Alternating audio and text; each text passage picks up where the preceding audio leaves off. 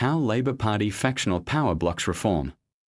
Explore how Labour Party factional power and Don Farrell's influence hinder genuine social justice reform in Australia. Introduction: The hidden hand in Australian politics. The concentration of Labour Party factional power has become one of the most significant barriers to genuine progress in Australia. Behind Prime Minister Anthony Albanese stands Don Farrell, a quiet strategist who commands influence across party structures, parliamentary appointments, and national trade policy. His reach defines how power flows in Canberra, but it also decides which social justice issues receive attention and which remain ignored. Australia's dollar sovereignty gives the federal government the capacity to fund essential services such as housing, health, education, and climate resilience. Yet, factional control within Labor channels this public money toward political strategy instead of social transformation. The question is not whether Labor can act, but whether entrenched power will allow it. The problem: why Australians feel locked out. 1. Don Farrell and Labor's power machine. Don Farrell's story mirrors the rise of the Labor Party factional power system. As the longtime leader of the right faction and architect of South Australia's machine, Farrell mastered the art of controlling reselections, appointments, and policy direction. His influence extends deep into the Prime Minister's office, the Treasury, and the Special Minister of State portfolio, where he manages staffing and electoral laws. While Farrell's organisational discipline keeps Labor unified, it also sidelines the voices of ordinary members and reform-minded MPs. Loyalty to the faction often outweighs loyalty to policy principles, diluting Labor's democratic spirit. Internal link: why Labor turns to the LNP for dodgy laws. 2. When power overshadows principle. Factional dominance has a cost. Many key areas of social justice reform, including affordable housing, free education, and Indigenous self-determination, remain stalled under cautious, centrist policies. Labor's fixation on keeping control often results in half measures designed to avoid risk rather than deliver justice. This concentration of influence leaves policy innovators on the sidelines. As the Saturday paper, 2025, notes, Farrell's quiet power extends into every ministerial office, shaping appointments and outcomes across government. This culture of hierarchy and deference weakens the very democracy Labor was founded to defend.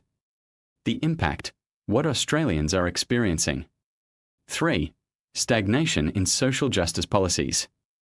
The consequences of Labor Party factional power are visible everywhere, from wage stagnation to housing failure, and university debt burdens younger generations.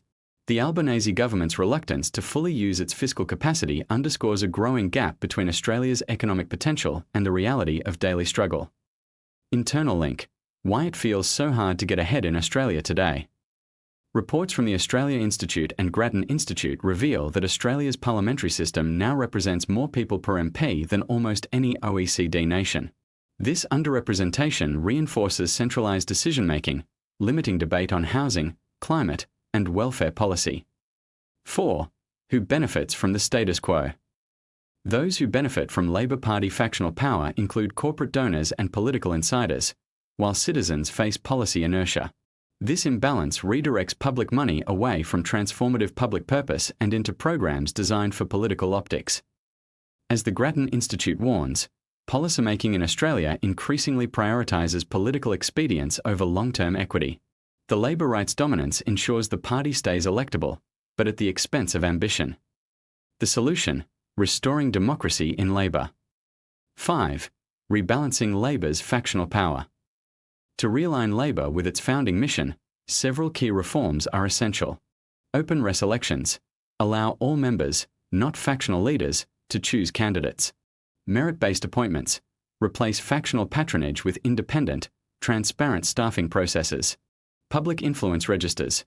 Publish all meetings between lobbyists, ministers, and senior party officials. Ethics oversight. Create an independent parliamentary ethics commission. These changes would weaken the grip of factional operators and restore Labor Party democracy.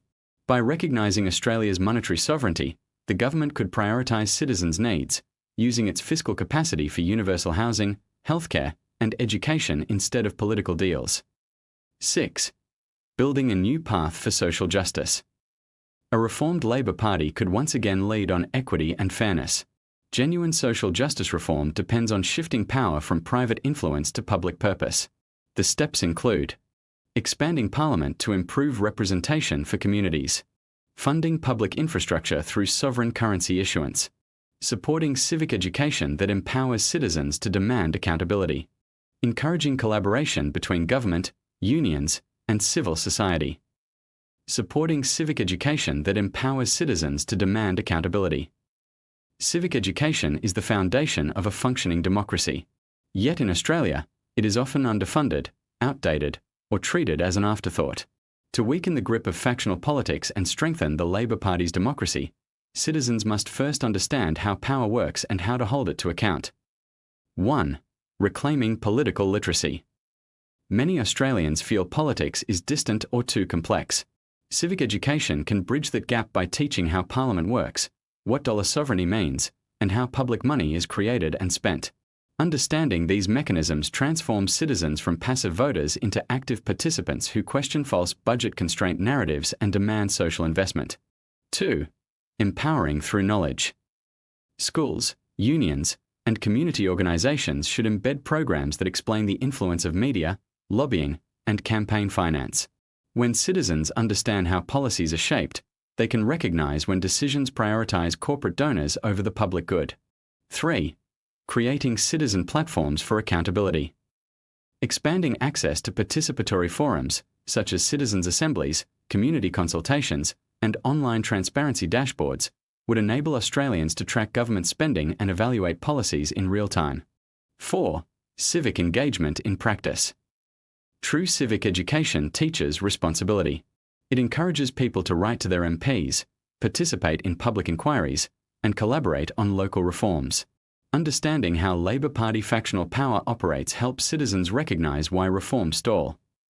By investing public money in lifelong civic education, Australia can nurture a population confident enough to challenge entrenched power and insist that government serves the many, not the few. Frequently asked questions. Q1. What is Labor Party factional power? It refers to the internal control of the party by organised blocs, or factions, which decide leadership, policy, and candidate choice. Q2. How does Don Farrell influence government decisions? Farrell shapes Labor's internal structure, oversees staffing across ministries, and influences electoral reform, making him central to both political and policy outcomes. Q3. How can Australia ensure fairer representation in politics? By increasing parliamentary seats, strengthening transparency laws, and reducing factional dominance in candidate choice. Final thoughts: breaking the factional grip. The Labor Party factional power system may ensure stability, but it suffocates innovation and moral leadership. Don Farrell's control embodies a political machine that values discipline over democracy. Until this grip is loosened, Labor risks betraying the very people it claims to serve. Australia's dollar sovereignty offers immense capacity to build fairness and opportunity for all. The challenge lies not in economics, but in courage, choosing justice over control. What's your experience? Have you seen how Labor's factional power affects real progress in your community? Share your thoughts below and join the discussion on how to build a more democratic, people-first Australia. Call to action. We'd love to hear from you. If you found this article insightful, explore more about political reform and Australia's monetary sovereignty on the Social Justice Australia website. Please share your thoughts through our reader feedback form, check out what others are saying on our testimonials page, or scroll down and leave a comment below. Your voice helps shape future content. Spread the word. Change starts with conversations. Share this article with friends, family, or your social networks so more Australians can see what's possible. Every share helps build momentum for a fairer society. Keep independent journalism alive. We are 100% reader-supported, no ads, no corporate strings, just honest, truth-driven journalism. If our work has informed or inspired you, we invite you to consider contributing. Even $5, or whatever you can spare, helps us keep publishing and reaching more Australians. Donate now, one time or monthly. Already donated? Share the love by leaving us a quick review on Google to help others find us.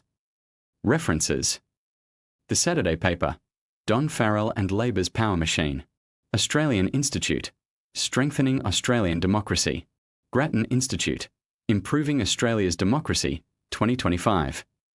Australian Institute, Reforming Political Representation in Australia.